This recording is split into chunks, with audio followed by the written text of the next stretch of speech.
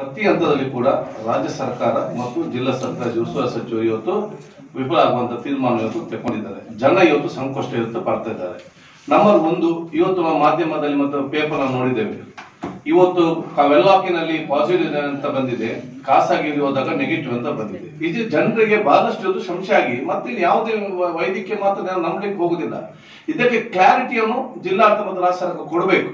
ಯಾವ ಒಂದು ಈ ಸ್ಯಾಂಪಲ್ ಇದೆಯಾ, ಈ ಸ್ಯಾಂಪಲ್ ಅನ್ನು ನ್ಯಾಷನಲ್ ಇನ್ಸ್ಟಿಟ್ಯೂಟ್ ಆಫ್ ವೈರಾಲಜಿಗೆ ಕಳಿಸಿ ಅಲ್ಲಿಂದ ಸ್ಪಷ್ಟವಾದ ವರದಿಯನ್ನು ತರಿಸಬೇಕು, ಜನರ ಸಂಶಯ ದೂರ ಮಾಡಬೇಕು.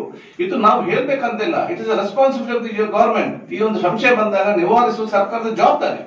So national institute of virology ಅದು ಬೆಂಗಳೂರಿನಲ್ಲಿದೆ, ಪುಣೆಯಲ್ಲಿದೆ, ಅಲ್ಲಿಗೆ ಕಳಿಸಿ ಅಲ್ಲಿ ಅಧಿಕೃತವಾದ ಒಂದು ರಿಪೋರ್ಟ್ ಅನ್ನು ತರಿಸಬೇಕು. ಮತ್ತೆ ಯಾರು ಸರಿ ಯಾರು ತಪ್ಪಾಗಿದೆ ಅದನ್ನು ಸರಿಪಡಿಸಿದ ಕೆಲಸ ಆಗಿ ಸರ್ಕಾರ ಕ್ಲಾರಿಟಿ ಕೊಡಬೇಕು. Number one.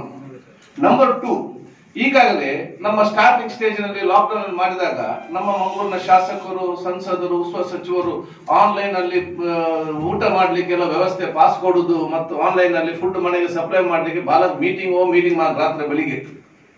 ಈಗ ಎಷ್ಟು ಆಸ್ಪತ್ರೆಯಲ್ಲಿ ಎಷ್ಟು ಬೆಡ್ ಇದೆ, ಎಷ್ಟು ಕಾಲಿದೆ, ಎಷ್ಟು ಫಿಲ್ ಇದೆ, ಎಷ್ಟು ವೆಂಟಿಲೇಟರ್ಸ್ ಇದೆ ಅಂತೇಳಿ ಇದನ್ನು ವೆಬ್ಸೈಟ್ ಮುಖಾಂತರ, ಆನ್ಲೈನ್ ಮುಖಾಂತರ ಜನರಿಗೆ ಯಾಕೆ ಮುಟ್ಟಿಸುವುದಿಲ್ಲ?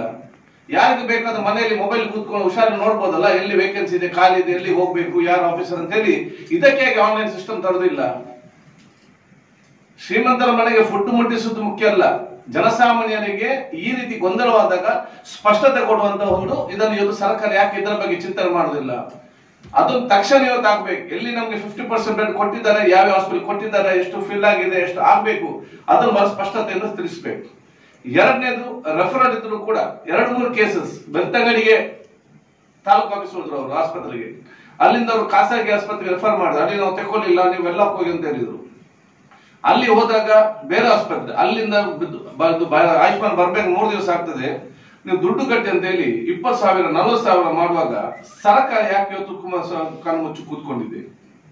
ಇದನ್ನೆಲ್ಲ ಕೂಡ ಗಂಭೀರವಾಗಿ ತೆಗೆದುಕೊಂಡು ವಿಚಾರ ಇವತ್ತು ಸರ್ಕಾರ ಇವತ್ತು ಮಾಡಬೇಕು. ಸಂಪೂರ್ಣವಾಗಿ ಇವತ್ತು ವಿಫಲವಾಗಿ ನಾವಿವತ್ತು ಮನಸ್ಸಿನ ನಾವಿವತ್ತು ಪ್ರತಿಭಟನೆ ಇವತ್ತು ಬಂದಿದ್ದೇವೆ. ಜನರಿಗೆ ಆಗುವ ತೊಂದರೆ ಕಾಂಗ್ರೆಸ್ ಇವತ್ತು ನಾವು ಯಾವುದು ಹೋರಾಟ ನಾವು ಇವತ್ತು ಮಾಡುವಂತದ್ದು. ಜೀವಂತವಾಗಿ ಉಳಿಸ್ಲಿಕ್ಕೆ ಯಾವ ಪ್ರಯತ್ನ ಇವರು ಮಾಡ್ತಾ ಇಲ್ಲ. ಕನಿಷ್ಠ ತೀರಿ ಹೋದ ನಂತರ ಅದು ಕೂಡ ಗೌರವಪೂರ್ವಕವಾಗಿ ಮಾಡುವಂತ ವ್ಯವಸ್ಥೆ ಇವತ್ತು ಮಾಡ್ಬೇಕಲ್ಲ. ಸತತವಾಗಿ 1 ತಿಂಗಳಲ್ಲಿ ನಾವು ಖುದ್ದಾಗಿ ಏರಿದ್ದೇವೆ, ನಾವು ಖುದ್ದಾಗಿ ಇವತ್ತು ಮಾಡುವ ವ್ಯವಸ್ಥೆ ಆಗಿದೆ. ಇದನ್ನು ಕೂಡ ಯಾಕೆ ಸರಿಪಡಿಸಿಲ್ಲ? ಸರಿಯಾದ ಆಂಬ್ಯುಲೆನ್ಸ್ ಇಲ್ಲ, ಆಂಬ್ಯುಲೆನ್ಸ್ ಅವರಿಗೆ ಸರಿಯಾದ ಒಂದು ಚಾರ್ಜ್ ಫೀಸ್ ಅನ್ನು ಕೂಡ ಇವತ್ತು ಕೊಡ್ತಾ ಇಲ್ಲ. ಇದರಲ್ಲಿ ಅಲ್ಲಿ ಸರಿಯಾಗಿ ಇವತ್ತು ಎಲ್ಲಿ ಅದು ಬಾಡಿ ತಗೊಂಡು ಹೋಗ್ಬೇಕಾದ್ರೆ ಅಲ್ಲಿ ಒಂದು 4 ಜನ ಹಿಡಿಲಿಕ್ಕೆ ಇಲ್ಲದಂತ ಕೆಲವೊಂದು ಪರಿಸ್ಥಿತಿ ಇವತ್ತು ಇರುವಂತದ್ದು. ಇದನ್ನೆಲ್ಲ ಕೂಡ ಗಂಭೀರವಾಗಿ ಇವತ್ತು ಲಾಸ್ಟ್ಗೆ ಇವತ್ತು ಕ್ರಿಮೇಷನ್ ಮಾಡುವಾಗ ಆಂಬ್ಯುಲೆನ್ಸ್ ಡ್ರೈವರೇ ಹೋಗಿ ಅದಕ್ಕೆ ಕೊಲ್ಲಿಡುವಂತ ಒಂದು ಪರಿಸ್ಥಿತಿ. ಇದನ್ನೆಲ್ಲ ಯಾಕೆ ಸರ್ಕಾರ ತೀರ್ಮಾನ ಮಾಡ್ತದೆ?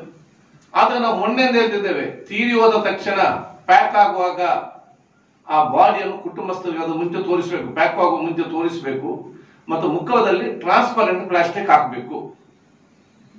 ಕನಿಷ್ಠ ಒಂದು ಮುಖ ನೋಡದ ವ್ಯವಸ್ಥೆ ಮಾಡಿ ಕೊಡದಿದ್ರೆ ಯಾವ ಸರ್ಕಾರ ಇವರು ನಡೆಸ್ತಾರೆ? ಜನರಿಗೆ ಧೈರ್ಯ ಕೊಟ್ಟು ಬನ್ನಿ, ನಿಮ್ಮ ಕುಟುಂಬಸ್ಥರ ಮಾತ್ರದ ಇದೆ, ನೀವು ಬನ್ನಿ ನೋಡಿ ಅಂತ ಹೇಳಿ ಅವರಿಗೆ ನಾವು ಧೈರ್ಯ ಕೊಡಬೇಕು. ಅದನ್ನು ಬಿಟ್ಟು ಬರುವವರಿಗೆ ಕೂಡ ನೀವು ವ್ಯವಸ್ಥೆ ಮಾಡದಿದ್ರೆ ಏನ್ ಪರಿಸ್ಥಿತಿ? ಇದು ಡಿಸ್ಟ್ರಿಕ್ಟ್ ಅಡ್ಮಿನಿಸ್ಟ್ರೇಷನ್ ರೆಸ್ಪಾನ್ಸಿಬಿಲಿಟಿ. ಯಾರು ತೀರೋದ್ರು ಕೂಡ ಮನೆ ಕುಟುಂಬಸ್ಥರಿಗೆ ಧೈರ್ಯ ಕೊಟ್ಟು ನೀವು ಬನ್ನಿ ಅಂತ ಅವ್ರಿಗೆ ತೋರಿಸಿ ಗೌರವಪೂರ್ವಕವಾಗಿ ಅಂತ್ಯ ಸಂಸ್ಕಾರ ಮಾಡಿಸೋ ಜವಾಬ್ದಾರಿ ಸರ್ಕಾರ ಜವಾಬ್ದಾರಿ. ಅದು ಇವತ್ತು ಅವ್ರು ಮಾಡ್ಲೇಬೇಕು.